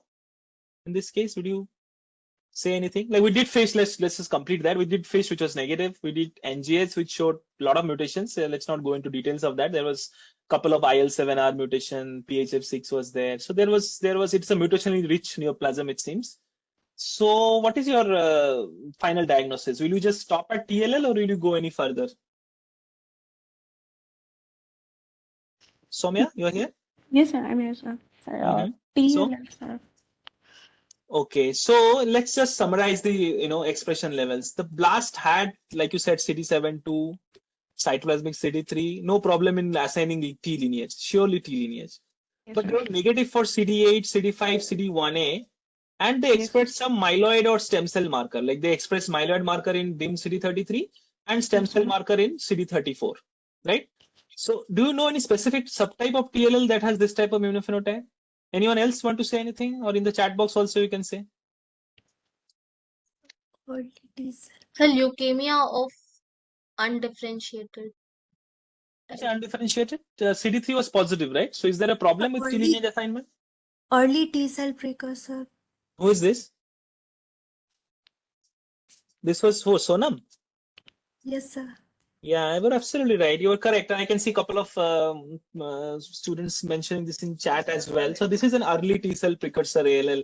This is a specific subtype of TLL known as ETPLL or early T cell precursor. Now they characteristically express some of these myeloid or stem cell markers. Like in this case, we had 34 and 33.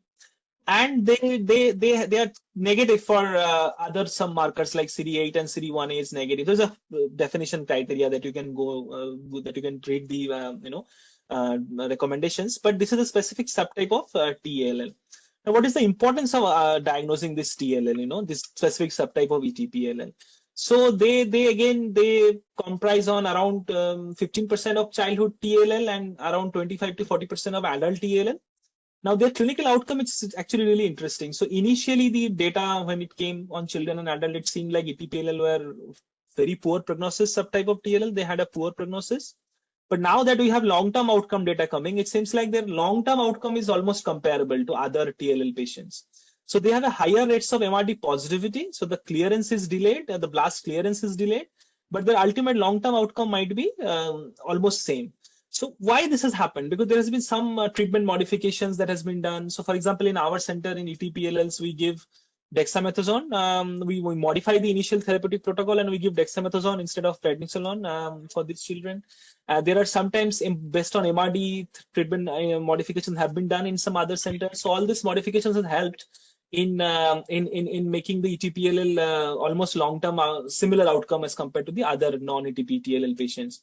So this is our own data actually, where we looked at 269 children with TLL, and we saw that only hyperleukocytosis and MRD positivity was important prognostic parameter, not ETPLL. So ETPLL subtype was not really associated with long-term outcome now, but it's still important to identify because then you can make those therapeutic adjustments in these children. So what are the take-home points in this? ETPLL is a unique subtype of TLL. Now, this is probably the only subtype of acute lymphoblastic leukemia among all B and TLLs that is determined on immunophenotype. On immunophenotype only, you can diagnose this case as ETPLL. They have a unique therapeutic implication in the sense that you can modify some therapy.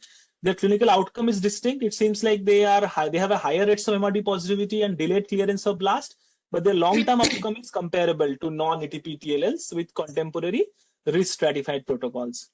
So that's all I had to say on ETPLL, on TLL on a general. So is there any question on TLL? We can take that now.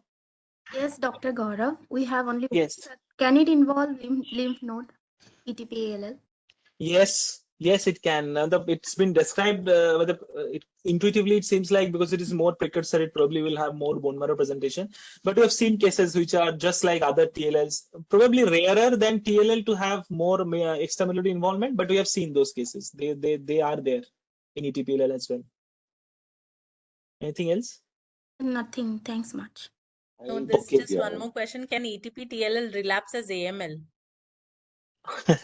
Yeah, I mean, if the question is, can it happen? Yes, it can happen. Sometimes, maybe in some situations we have seen, but again, I will say rarer. Means that kind of lineage switch do happen in leukemias. Sometimes even AML can relapse as something else, like in MLL rearranged BLL, they can relapse as AML. So that type of thing can happen, but again, rare. Like we don't see that too often. Gaurav, I think Also, you wanted to come in. yeah, his question is specifically whether ETP-AML can relapse as AML Yes. because it exhibits myeloid markers. Yes. Rather than the broader question of linear phase. Yes. So I think the short answer to that would be that there is no repeat in myeloid switch to myeloid with ETP as compared to others. Yes. It is a T lineage leukemia only. Yes. So that's all. Yes, absolutely. I think in all this biology, and especially in the audience of pathologists, it's very important to remember that biology is not the only determinant outcome. Yes. So when we say like ETP has poor outcome, like Gaurav has very nicely shown you, it's also a function of the protocol. So sometimes having a different protocol suddenly means that a biologically poor prognostic marker is no longer relevant.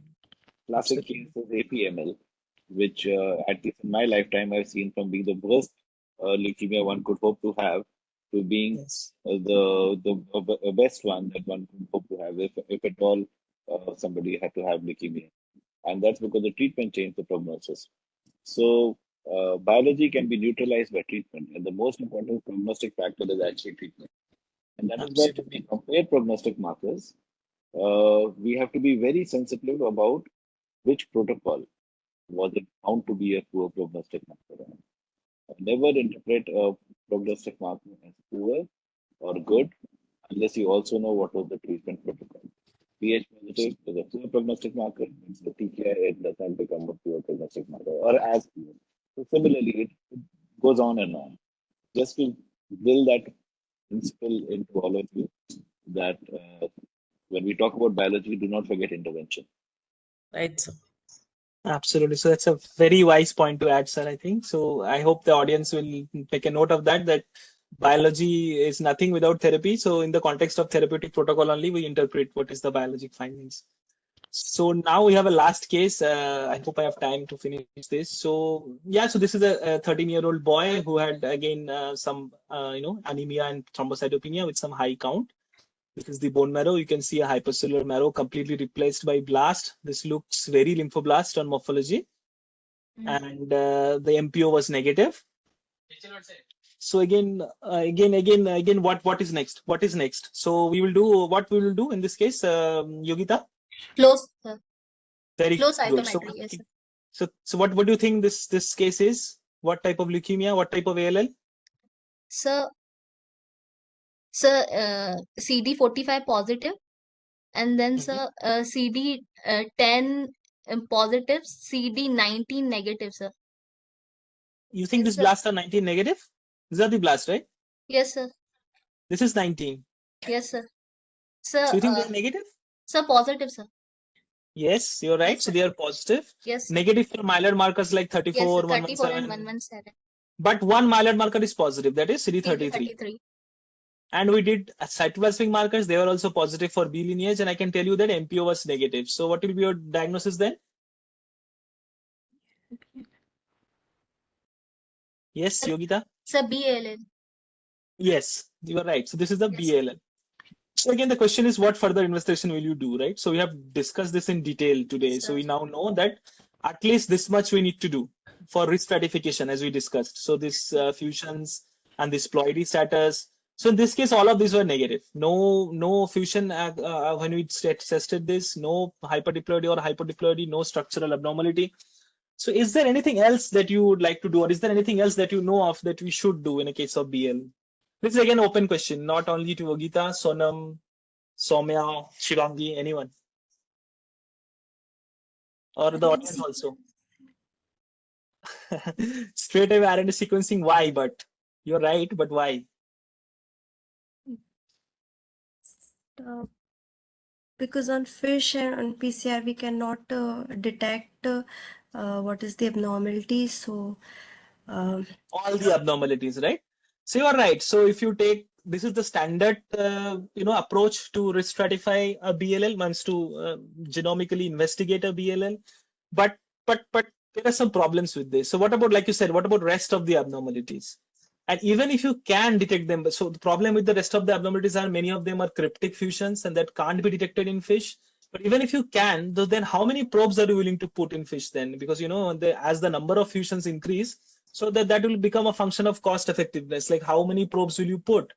And even if fish can detect, they cannot detect the exact fusion sequence, right? So then how do you monitor then if you do not know the exact fusion sequence? And what about those cases where there is metaphase failures? So to answer all these questions, I think Sonam said that, or Yogita said, I don't remember. So this we can do RNA sequencing. So this is a technique that we have established in our lab, and we have published on this as well. Dr. Nikhil Patkar's was the lead author for this. So in this we have developed a technique in which you only need to know one partner of the fusion. So I'm not going to detail into the chemistry or the biology of this technique, but you have to just to say that in this technique, we have 37 genes, but you can detect any n number of partners of these genes. So for example, if you are talking about KMT2A or MLL, we know that this has more than 100 partners. So all of this can be detected using this single sequencing panel. So potentially you can detect thousands of fusion using only this 37 gene, because you can detect any partner. So we like to call this NARSIMA. This is a targeted RNA sequencing assay developed in our lab. So we did RNA sequencing in this case, and we got this fusion. This fusion is a NUP214-ABL1 fusion, not a BCR-ABL1 that we commonly see, but a NUP214-ABL1 fusion. So with this knowledge, what will be the diagnosis of this case now? Anyone? Sonam? BCR-ABL like BALL. Excellent. So this is a BLL with BCR-ABL-like features. More specifically, for this case, there is a NUP214-ABL1 fusion, but it is a BCR-ABL-like BLL. So now the question for me to you is why it is called BCR-ABL-like BLL? This is a very, very odd way to characterize a case, right? Like BCR-ABL-like BLL. What do you mean by that? And why would you call something as BCR-ABL-like? So because there is also other translocations are there like CRLP2. Absolutely correct. You have read about it. I can understand. Very good. But why BCR-ABL-like? So let's say ETB6 drumstone is also a other fusion. Do we call them BCR-ABL-like? No, right? So why do we call them this neoplasms BCR-ABL-like?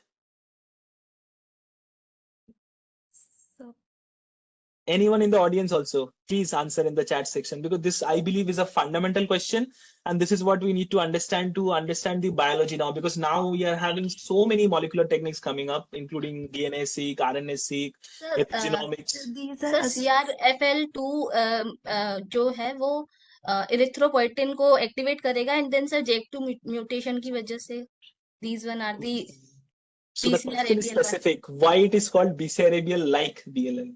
Sir, because of the JAK2 mutation. So all BCR-ABL positive BLLs have JAK2 mutation, is it? No, sir. Then? Sir, other than CML is So JAK2. let's go to the very basics of biology, right? So we know that the biology central dogma of biology that we know, there is DNA, right? And then it gets transcribed to RNA, translates to protein. So only the coding RNA, the mRNA, that translates into protein. So let me ask you this: all cells of our body has similar, DNA status. So means if you see the AGCT of each cell of our body, exactly same. So why a cell of a nose, for example, is completely different to a cell of GIT or of skin? Their function is completely different, right? So why they are different? Their DNA level is exactly similar. Like unless we have a mutation, our DNA level, that DNA level, the sequence is exactly similar. So why do each cell behave differently? So the answer is gene expression is different, right? So at mRNA level, when you see the RNA level, the transcriptomic level or gene expression level, the difference are there. That is why they behave differently. So this BCR-ABL-like BLL is an excellent example of this. So the way they were diagnosed was that people did gene expression profiling or RNA at RNA level, transcriptomic profiling. And they saw there was a group of BLL that clustered that had exactly similar gene expression to pH positive BLL. Like BCR-ABL positive BLL has a gene expression profile, and these guys have exactly similar gene expression profile. But at DNA level, they do not have that BCR-ABL. So that is why we call them BCR-ABL-like, because their gene expression profile is exactly similar to BCR-ABL positive, but they do not have this mutation.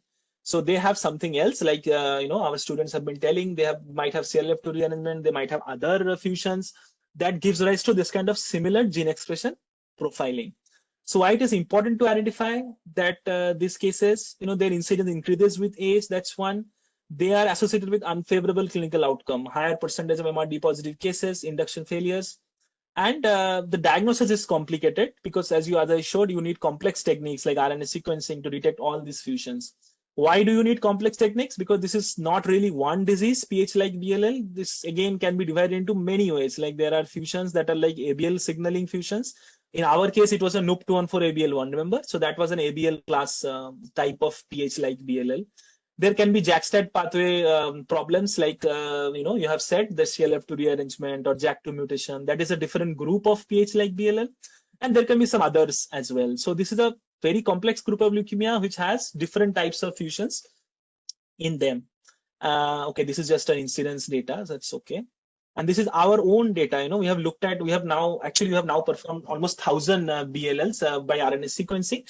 But this was when we looked at the data when it was 677 childhood with BLL, and we identified almost 4.5% of pH-like BLL. And this was the spectrum, as you can see. So in ABL1 had all these fusion partners. Some of them had ABL2 fusion. Some of them had CSF1R fusion. So again, very, very heterogeneous this group of diseases are.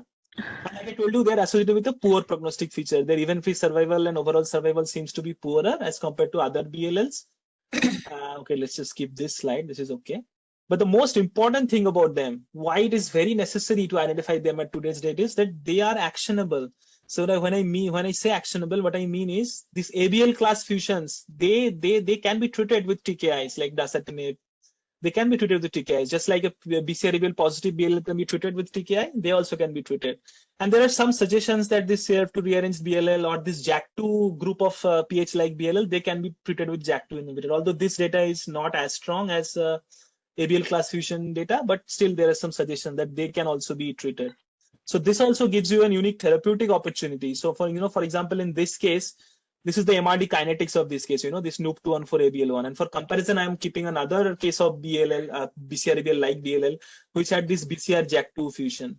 So this is the point when our case received imatinib. So that MRD time, post-transplant time point, there was 10.5% disease.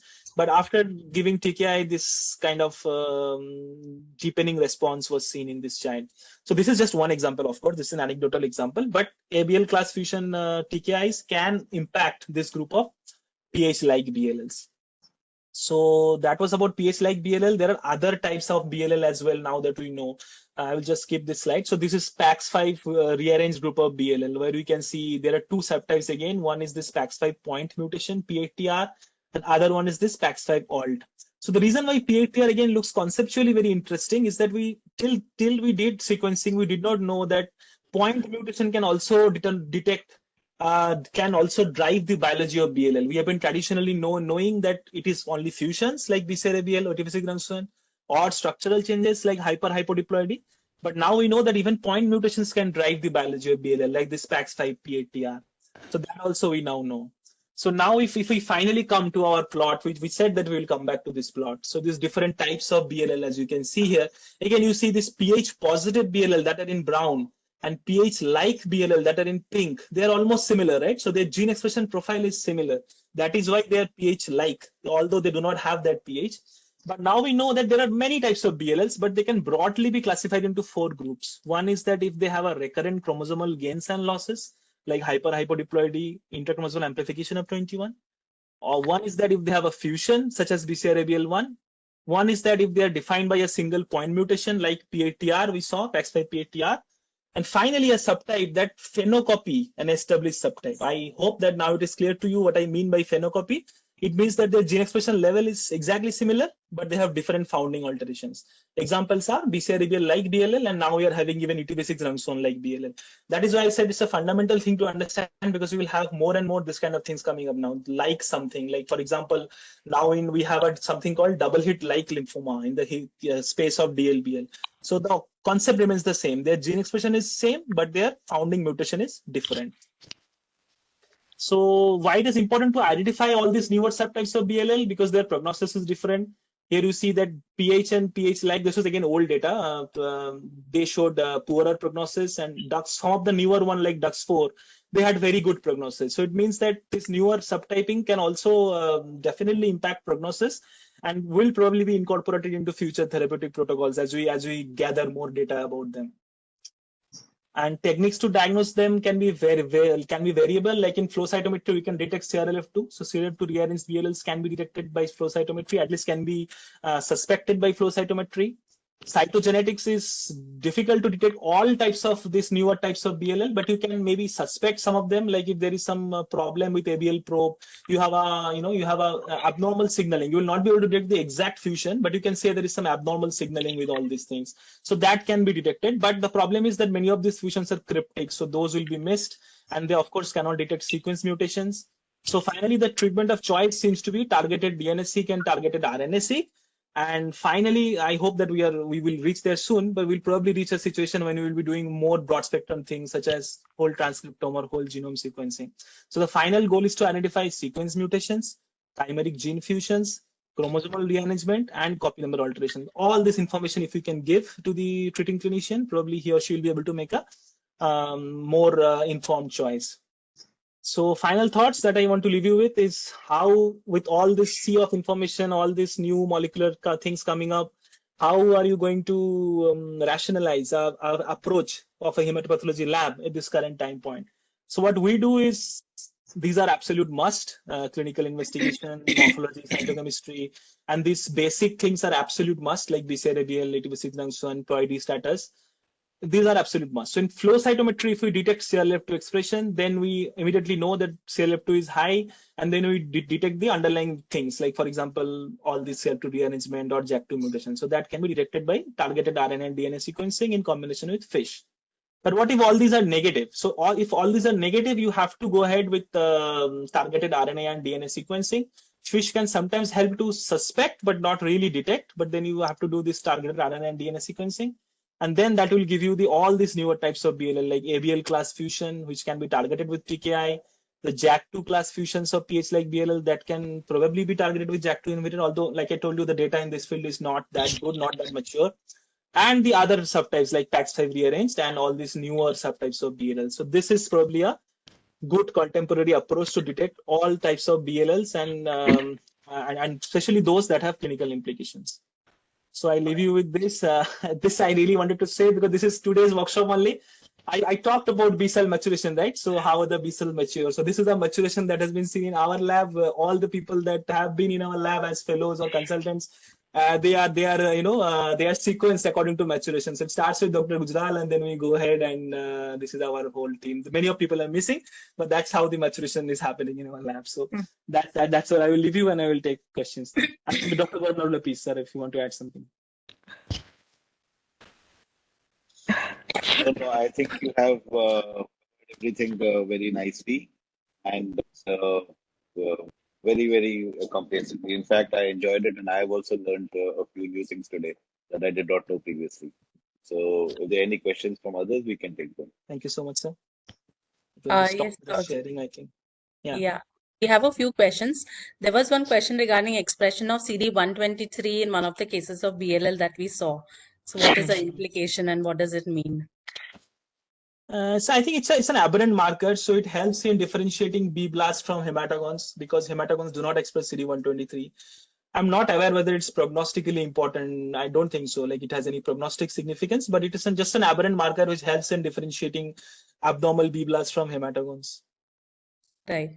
And another question was, does the BCR-ABL BLLs, do they have any, like morphologically, is there any clue to it? Like how NPM blasts we have cupping. So is there any clues we get on No, I morphology? don't think so. Not on morphology for sure. On immunophenotyping, it has been suggested that just like pH positive BLL, they might express aberrant myeloid marker like CD13 and 33. But again, as you can understand, it's not specific, right? That is seen in pH positive BLL also, many other host of BLL. So it's not specific, but it can be seen. Only thing that helps is CRLF2 expression if it is there. So if CRLF2 expression is positive, you can reasonably confidently predict that this case will probably have an underlying CRLF2 rearrangement. But other than CRLF2 expression, I don't think anything helps in this regard. Okay, I think rest we have already covered during our cases. So here I would just like to thank you for these wonderful cases. I think we've covered the entire spectrum and all of us have grown much richer in our knowledge with BLL. Our students have learned so much.